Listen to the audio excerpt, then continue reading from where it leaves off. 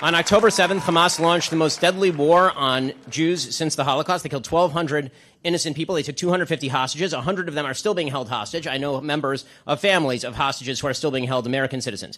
Hamas could end this war today by surrendering. They've chosen not to surrender. Instead, they spent billions of dollars building terror tunnels below civilian areas. It is not incumbent on the Israeli government to surrender just because terrorists are evil enough to hide behind civilians. The Israeli government has gone through such extraordinary efforts not to kill civilians that it has managed the best. Hello everyone, Insightful Nomad here with another video, and today it is Ben Shapiro once again destroying, humiliating, defeating a dumb, stupid college student, wannabe activist, wanna save the world, thinks he's clever, thinks he's smart, but not so much. Take a look.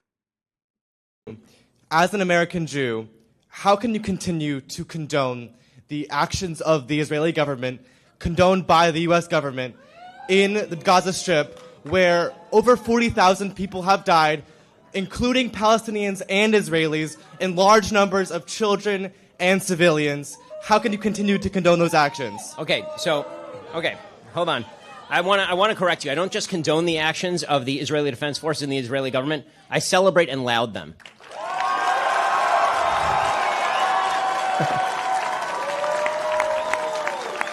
I'm not morally apathetic about what's happening. On October 7th, Hamas launched the most deadly war on Jews since the Holocaust. They killed 1,200 innocent people. They took 250 hostages. 100 of them are still being held hostage. I know members of families of hostages who are still being held, American citizens. Hamas could end this war today by surrendering. They've chosen not to surrender. Instead, they spent billions of dollars building terror tunnels below civilian areas. It is not incumbent on the Israeli government to surrender just because terrorists are evil enough to hide behind civilians. The Israeli government has gone through such extraordinary efforts not to kill civilians that it has managed the best civilian to terrorist kill ratio in the history of urban warfare, and it is not close.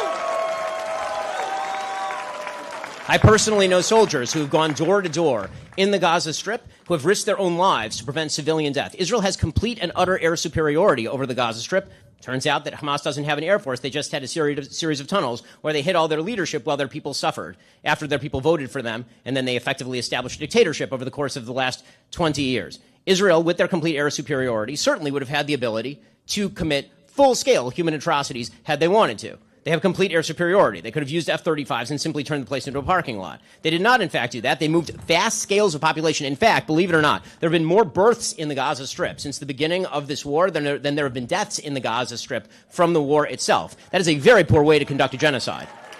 Israel is being more meticulous in the conduct of this war than any army in human history, and certainly than the United States Army in its vast role in the history of urban combat.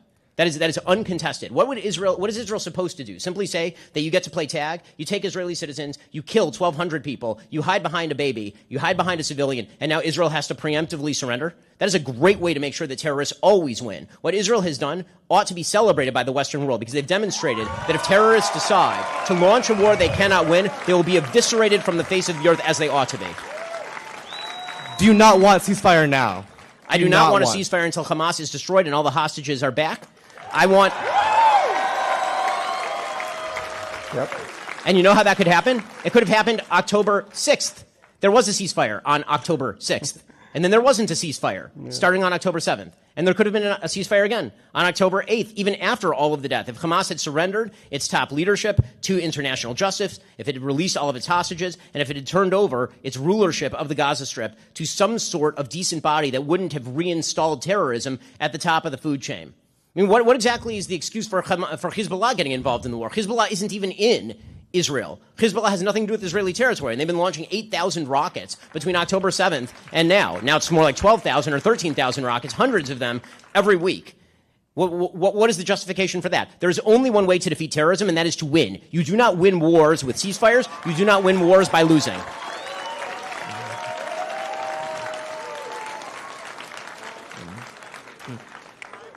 In your speech, you mentioned that there are scavengers who like to tear down and there are lions who like to build up. Are there not some institutions we ought to tear down in society, potentially like the Israeli Defense Force? I think it would be It would be an act of the gravest evil to even make that contention, simply because the Israeli Defense Force stands between 7.5 million Jews in Israel and complete slaughter. And by the way, over 2 million Arabs and complete slaughter who are citizens of the state of Israel. The only security and peace in the region right now is being guaranteed by the Israeli military. That is the only force standing between that region and continued chaos. The destruction of the IDF is the destruction of Israel. That means a genocide, a true genocide. The thing that everybody likes to ignore in the Middle East while they're claiming genocide and while they are claiming apartheid is that there's only one area in that specific area that is free of one ethnicity and religion, and it is quote-unquote Palestine, which has 0 Jews living in it. If you drive through the West Bank, there are giant red signs if you drive into the Palestinian Authority areas saying Jews are not allowed in here. And if you drive there without the permission of the Israeli government as a Jew, you will be killed. If you're a Palestinian and you accidentally make your way into Israel, nothing will happen to you. You will go back to Nablus in the evening. If you make it through the checkpoint accidentally, you'll go back. And if you're a Jew and you accidentally drive into Ramallah, you will not emerge alive. That is not, if we are talking about which force here is a force for good and which force here is a force for evil, there is no question what the distinction is. If we're going to talk about institutions that ought to be torn down, we should start with the legacy media, which seems to have radically misinformed you. Done so fast, making all the points. That's Ben Shapiro. I don't always agree with him on everything, and I think he does like sometimes make it a little bit more simplistic than what it really is. But I mean, first of all, that was just insane. If we want to tear down institutions, we should tear down the IDF.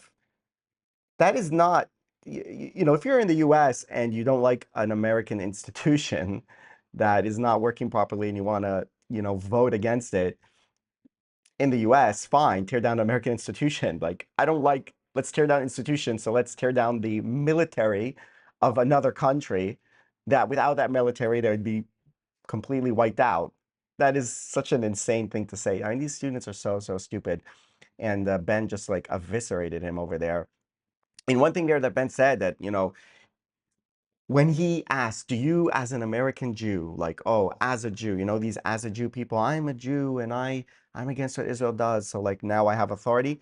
The as a Jew, do you condemn what Israel is doing? It's always, do you condemn what Israel is doing? Do you condemn what Israel is doing? It's like there's one actor in this war, in this conflict in general. And like consistently you see it when you look at the media, when you look at the commentators, there's one side whose every action is scrutinized down to the smallest detail, and they constantly are expected to take responsibility and be perfect and, you know, everything that they do, and to apologize and to condemn and so forth. Like, you know, what about the other side? What about the other side? They every day, Hamas in Gaza make a decision. They wake up in the morning and they decide, we're not handing over the hostages, we're not surrendering. We're keeping the war going. Every day they make that decision. Every day they can make the other decision, which is to release the hostages and to lay down their arms. They can make that decision.